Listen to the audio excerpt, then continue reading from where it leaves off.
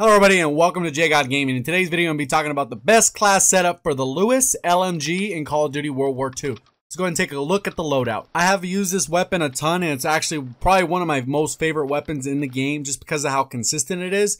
I use rapid fire, extended mags, and I do use a grip. I don't use the grip on many weapons, but there's not too many attachments that I'd actually add to this weapon. Maybe do FMJ if you subtracted armored, but overall this is the class setup I like to use. Armored, blitzkrieg, get my lethal streaks. I have a launcher in my secondary just because I'm getting those launcher destroys for a chrome, so don't worry about that too much. Remember, if you do enjoy the content in any way, remember to hit that like button. That's the thumbs up, and then go ahead and make sure you subscribe with notifications on. In case you didn't know, this weapon is a 3-shot kill weapon at all ranges unless there's something blocking you. So that unless you're shooting through something, it is a 3-shot kill at all ranges. And that is what makes it the most consistent weapon in the game, in my opinion, for that lower time to kill. There are some other LMGs that have a 4-shot kill range at all ranges, but 3 is just a little bit simpler when you're talking about time to kill.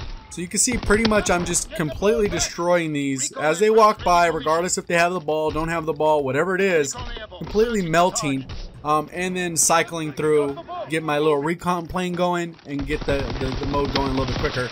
I don't know how that guy just ran up. My teammate, I'm watching him, he misses the snipes and ends up getting me killed. So a little bit bad little play there on my part. Maybe I should have been paying attention to the left side a little bit more and trusting teammates a little less. Sometimes that's just what happens in this game. A lot of times you will get flanked. So again, I come out over here, go ahead and melt these guys. One of the things that makes this gun not the most overpowered weapon in the game is that reload time. It takes forever to reload this weapon and you will get caught off guard a lot of times. You can actually melt a lot of people, you can do a lot of good things, but you will more than likely get caught during your reload animation, and that will ruin your gameplay. So you're going to see something right here. I'm going to cut the actual match really short because I do go on a streak right here that will show off the power of the weapon and the ranges of the weapon, how versatile it is, even close range, long range, all the different ranges. And you'll see that I get a nice streak, but you don't need to see the entire match to see how good this weapon is. So I'm going to cut it a little bit short to save you a little bit of time. But to just show you the power of the actual weapon, I want to make sure I focus on those different things. The actual increased rate of fire, for whatever reason, it actually makes the weapon seem a little bit more consistent. The grip helps with the recoil. I prefer the grip over the reflex sight because I've played with both. And sometimes what happens is you get a little bit of glare on reflex sights, which can be very annoying. Right here, I do end up having to pick up another weapon, but you can just see I'm going and get him out of spawn. They're running out, multiple people.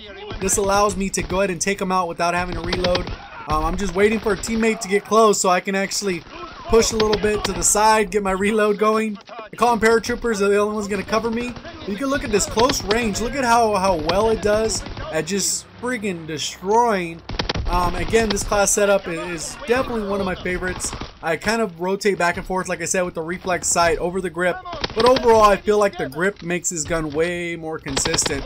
Already got the ball turret gunner still going off, making sure that I have a weapon that I can reload really quickly until I have enough time to reload my Lewis. The other nice thing about LMGs that I didn't really show off in this video is you can mount them and that'll increase the rate of fire and pull from your ammo reserve. So a lot of times that's not going to make it so you have to reload, and then your reload animation's way quicker. So you can see right here, I try to get back to cover because I want to make sure I get a chance to reload and not be in bad position. Everyone kind of pushed out, so I was like, okay, let me go ahead and put a firebombing run, get myself in good position, make sure I'm cycling through my streaks a little bit there, and then maybe go back and reposition. I still have this guy's STG, which seems like it has decent attachments because it performs pretty well. And I'm just kind of peeking, rotating back and forth, and then I push back into the spot I was in just because I want to be able to pick people off out of spawn, and this is the perfect weapon to do that.